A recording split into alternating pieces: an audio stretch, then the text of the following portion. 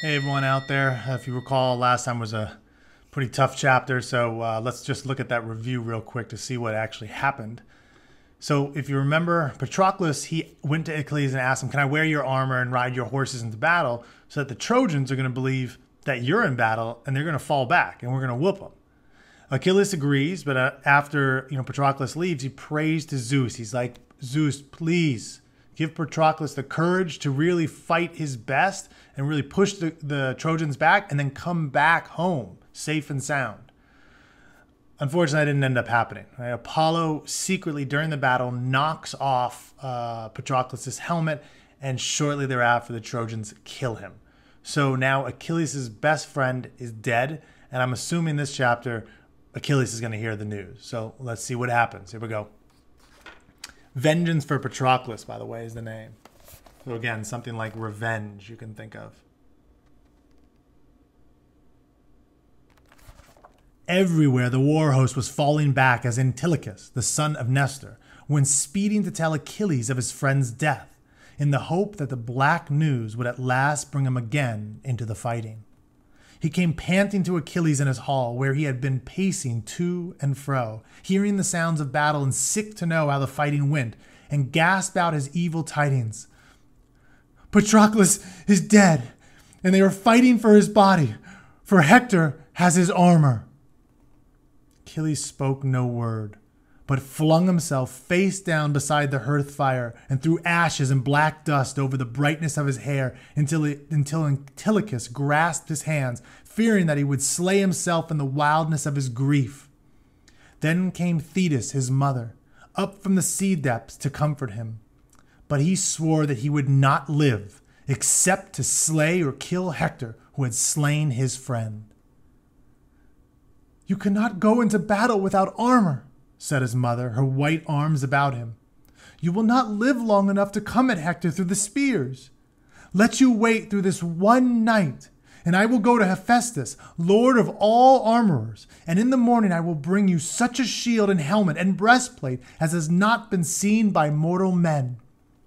And so saying, she was gone, and her voice no more than the tide sighing along the shore. There's no picture on these pages. Meanwhile, the struggle for Patroclus' hacked and battered body had reached almost to the ship walls. They're just fighting. I want this body. No, I'm going to get the body. With the grief tearing at him like a wild beast, Achilles went out, unarmored as he was, and climbed up to the highest rampart and took his stand there against the red flare of the sunset. Fires seemed to spring up from the crown of his head like the beacon blaze that summons help for a town attacked at night. And there he stood and shouted aloud in defiance of the Trojans, clear as men raised the battle cry when they raced to attack on a city wall. So you can imagine Achilles up there. He's like, just screaming. 3 times he shouted, and 3 times the Trojan horses neighed in fear and swerved back from the ditch. And 3 times the men of Troy felt their hearts shaken with terror. And they lost purpose and fell apart, so that the Myrmidons drew the body of Patroclus clear of the battle dust and bore it in through the gate in the ship wall. So they got the body. The gates were forced shut and guarded. They laid Patroclus on a bier, on this like flat, you can think of like a wooden flat thing. And Achilles came beside him, weeping that he had sent his sword brother with chariot and horses into battle in his stead, and would never see him come driving back again. They bore the torn body to Achilles' hall, and the slave women, weeping also, for he had been kind even to them, bathed away the blood and filth of the battlefield, and lapped him in white cloth with all gentleness.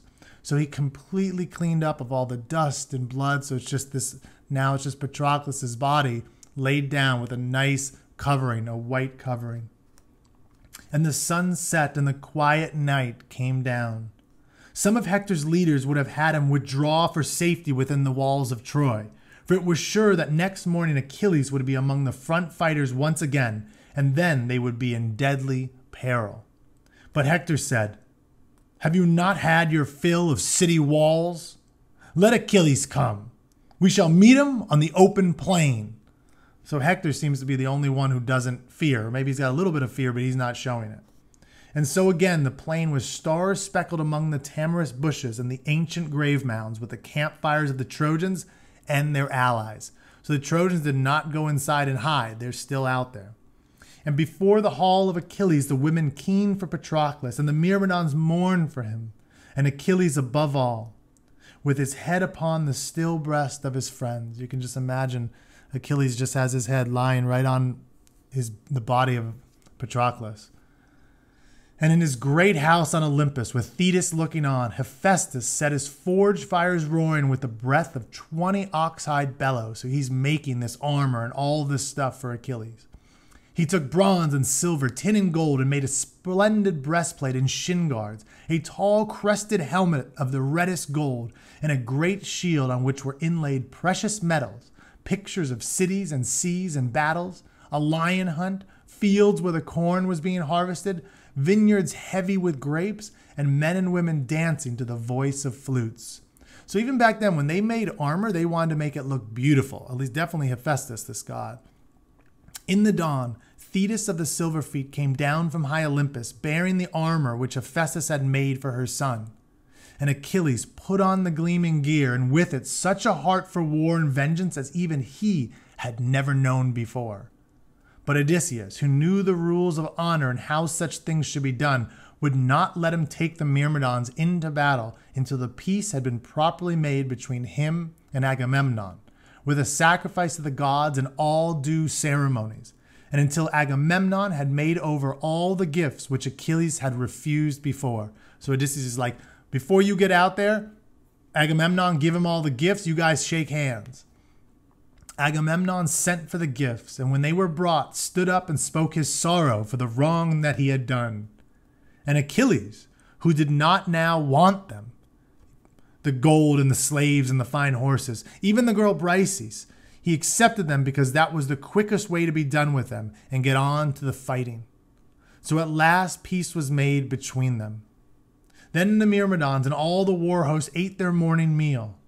But Achilles would not touch food or wine until Patroclus should be avenged. He mounted into his chariot and would have been off and away. But Xanthus, who was given the power of human speech for that one time by the goddess Hera, this is the horse talking now, bowed his head until his long mane brushed the ground and said, "Lord Achilles, the sorrow is upon us that though we bear you swiftly, as our father the west wind, yet our speed will not save you. For your death time is near at hand." They're basically telling him, this horse is basically telling him, we're going to get you there. You're going to fight really well, but death is on its way, Achilles. "That I know well," said Achilles, "but I will not turn from the fight while Hector lives. So give me your speed meanwhile." Here's the picture for the next part.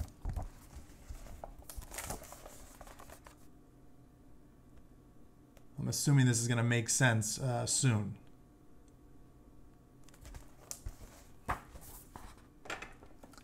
And they shook their manes and sprang towards the enemy.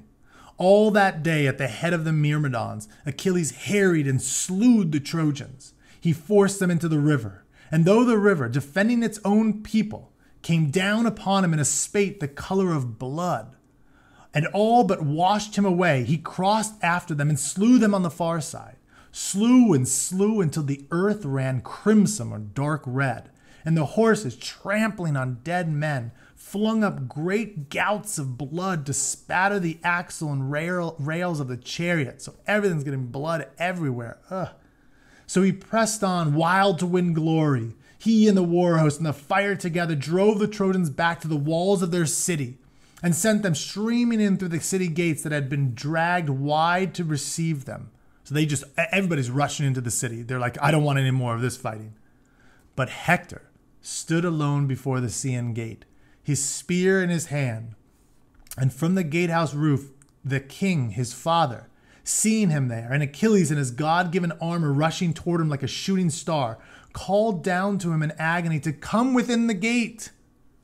But Hector stood unmoved and waited for Achilles, as though for a meeting agreed between them long since. He stayed because his doom was upon him and held him there. And he stayed because he knew that, By keeping the war host out on the plain the night before, he had brought this death and destruction upon his own men, and unless he could avenge them by slaying Achilles, he must pay the debt with his own life.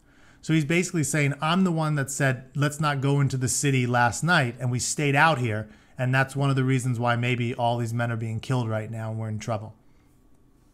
But as Achilles sprang from his chariot and rushed towards him, Hector's courage snapped, as it had never done before in all the years since the black ships came.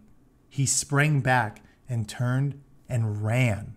Could you imagine Hector running? 3 times round the walls of Troy, 3 times past the sacred fig tree and the well where the women used to wash their clothes in time of peace, Hector running like a stag and Achilles leaping leopard-like on his heels. Then, as it had gone, so Hector's courage returned to him, and when they came for the 3rd time to the Scaean gate, he turned to face his enemy. Achilles flung spear-whistled over his shoulder, so close that he felt the wind of it. He flung his own spear in return, but this point could not pierce the wonderful shield with its cities and wars and flute dancers. Achilles had 1 spear left, but now Hector had none. He ripped his sword from its sheath and crying, "Let me not die without honor!" sprang at Achilles. But before he came within sword strike, Achilles drove the remaining spear straight through his neck, bringing him stumbling and choking to the ground. "Dogs and ravens shall tear your flesh unburied," said Achilles, looking down at him in the dust. Hector made one plea. "Take the gold that my father will pay, and give him back my body to be buried with honor." But Achilles was beyond even that mercy.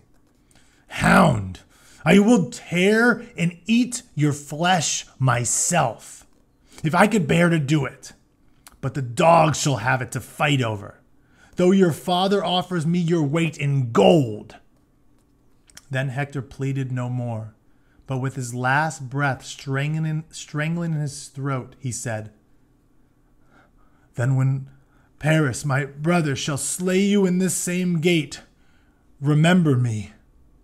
And the last breath went from him, and his eyes darkened, and his soul took its way to the land of the dead. And while Achilles stripped from him the armor that a day since had been his own, men came from among the Greek front fighters to look on his beauty now that they need no longer fear him. So they all came out to look at Hector, who's lying there dead. They're not in any fear because he's gone now. And each man shortened his spear and added his own stab wound to Hector's body before he drew back. Wow, so even the dead body, they're stabbing it. So here's a kind of disturbing image, but I'm going to show it to you. You can see it's the body of Hector there on the ground.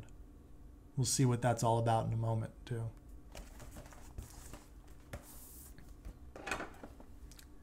Then Achilles did a hideous thing. He cut through Hector's ankles, behind the tendons that run from the heel to calf, and threaded through bronze thongs of oxhide and made them fast to the framework of his chariot. So you can imagine him basically tying through the ankles, through that, to the chariot, like maybe with some rope, you can imagine that. Then he loaded the recaptured armor into the chariot, and also, mounting into it himself, he seized the reins and whipped up the horses so that they sprang away swift as the west wind back towards the ships. Remember, Hector is tied to this chariot as it's going. And as they went, Hector's body was dragged behind them, twisting and lurching over the rough ground, his dark hair flying and fouled with dust and all the filth of the battlefield. Yikes. Now remember, I think we've talked about this before. Your bodies of people after they die is supposed to be sacred. It's this special thing. So to drag Hector's body, oh man. So that's it for this chapter. The next chapter is called Funeral Games. So we'll see what happens there. So before we get out of here, I got a question for you and a face.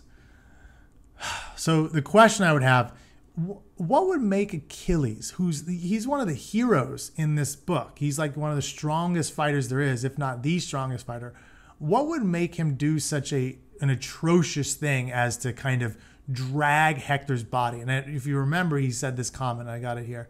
I would tear and eat your flesh myself. So instead of giving your body back to your father, this nice gesture or this nice thing, I would eat your body first. Like, it's crazy, he's crazed. So what do you think would make him do that? And another question is, do you think it's right to do that? So that's my question for you.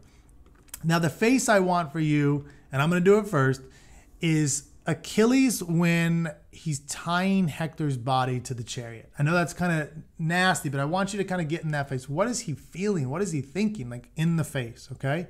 So this is mine.